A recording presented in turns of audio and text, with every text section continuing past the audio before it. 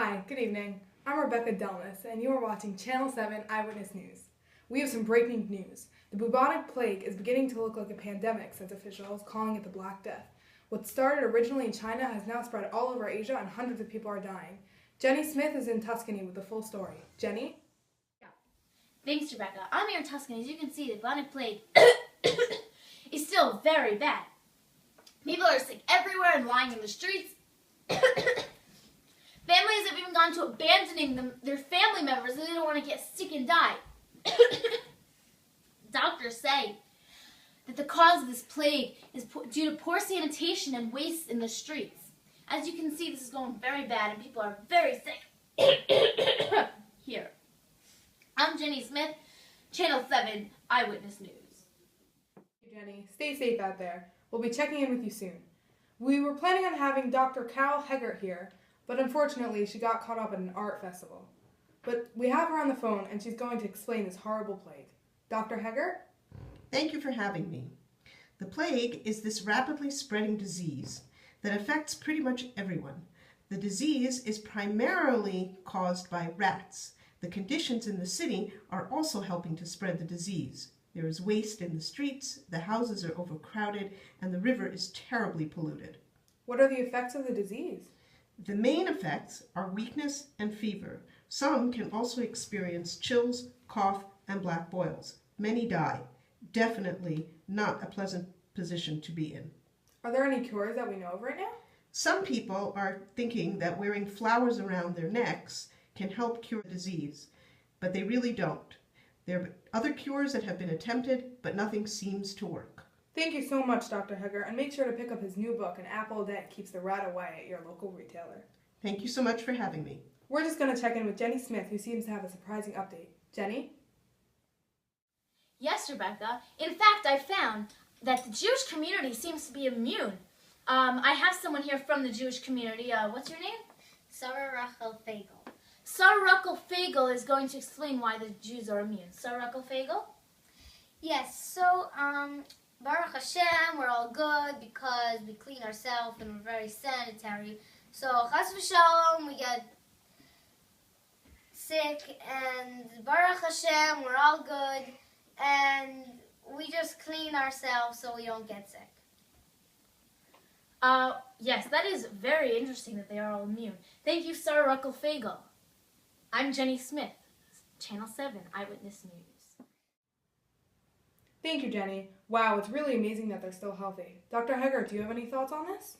Well, I think that they are making this up, which I think is really disgusting because they are the ones who brought this disease here in the first place. Okay. We'll be right back with more breaking news. Next up, was the 100 Years' War really 100 years? Are you tired of your whole family getting sick? Do you regret having certain members in your family?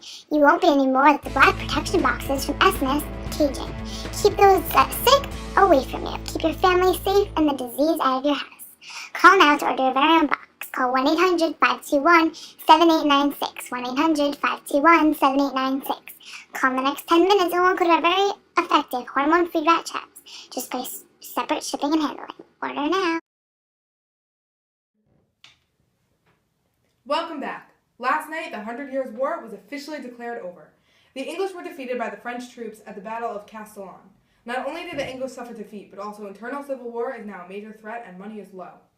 In 1329, Edward III of England paid homage to Philip VI for the Duchy of Aquitaine return. Then in 1337, the French decided they wanted the land back, so they declared war on England. On June 22, 1340, Edward sailed from England with his fleet and arrived the next day on the coast of France. They were able to trick the French fleet into believing that they were withdrawing and use this tactic to attack the French. The French fleet was almost completely destroyed. England was able to maintain control of the English Channel for the rest of the war. In July 1346, Edward launched another major invasion across the English Channel. The English were able to successfully march further and further south into France. The Battle of Crecy was a complete disaster for the French. The important part of Calais has remained under English control to this day. In 1356, after the Black Plague had passed through England, Edward III's son, also known as the Black Prince, invaded France again, winning a great victory in the Battle of Poitiers. After this battle, chaos ruled and many French noblemen attacked their own countrymen. Edward made one last attempt to be crowned King of France, but was held off by the city of Reims and was forced to negotiate. He signed a treaty with the French in 1360, and in return for increased lands in Aquitaine, Edward gave up claim to many other duchies in France. This peace treaty lasted about 10 years. Richard II became King of England in 1377. He was deposed in 1399 by Henry IV. One of the reasons for Richard II's unpopularity was that he didn't want to keep fighting the 100 Years' War. Turmoil in France in the early 1400s over succession to the throne led to civil war. In 1418, Paris was taken by one of the factions who massacred about 2,500 people. Henry IV died in 1413 and was replaced by his son, Henry V. In 1415, he won a major battle against a much larger French army in Agincourt. Henry V continued to fight for control of France until 1429. In 1428, Joan of Arc's appearance sparked a revival of the French spirit, and the tide began to turn against England. In 1429, Joan went to the French army claiming that she had received visions from the angel Michael and other saints, instructing her to support Charles VII of France and take France back from the English. Led by Joan, the French lifted the siege of Orleans in only 9 days. With a few more quick victories, the French took control of the war. For the next 24 years, the fortunes of war turned dramatically against the English, and the war was officially over after the French victory at the Battle of Castellon yesterday. We are lucky enough to have with us tonight Ashley George, a renowned fashion designer, and she's giving us a tour of her studio. Here's Ashley in the studio. Go. Hi, I'm Ashley, the fashion designer, and today I am displaying with you the work from my studio, the Ashley Studio. Here is a tunic that I made. Noble ladies wear them with a surcoat on top. Tunics, I love making tunics that are very colorful and they're very long. I make them out of wool, and they're very common for noble ladies. Also, one of the things that I really love making are Gothic party dresses. These are two which I made. This colors are usually black, red, green, or purple. And they're usually worn with a lot of eye makeup and a red and black lipstick. And also, people usually have their hair really long. People who have red hair have them curly, and black hair usually leaves them straight. And these are a few hairdos that I have. She has her hair braided. It's very common to have really long hair. Some hair is even below knee length, and they would braid them and put fancy ornaments in them, such as these two models over here.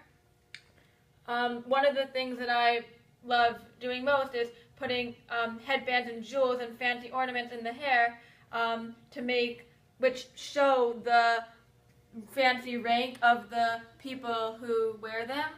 And this is another ornament that I made. It includes pearls and rubies and gems, which are common jewels of that time. And now back to you. Coming up next, an update from our Culture Corner. We'll be right back after these short messages.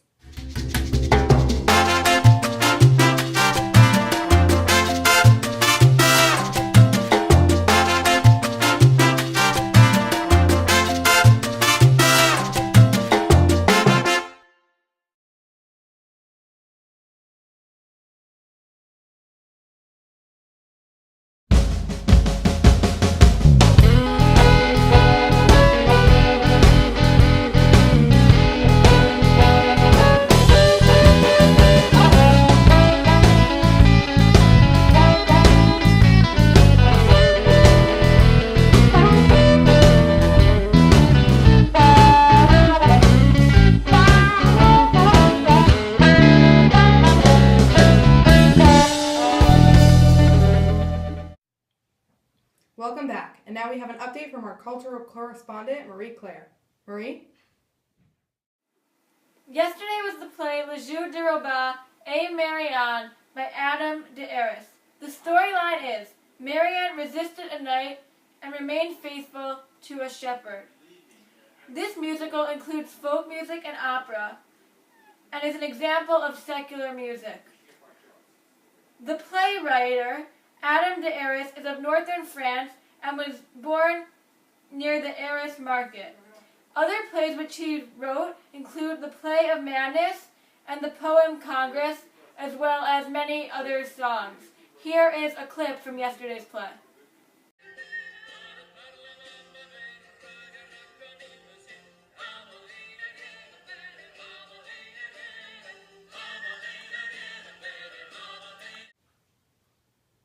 Thank you for that, Marie. That's all we have for tonight, folks. I'm Rebecca Delmas. Have a great night and bon nuit.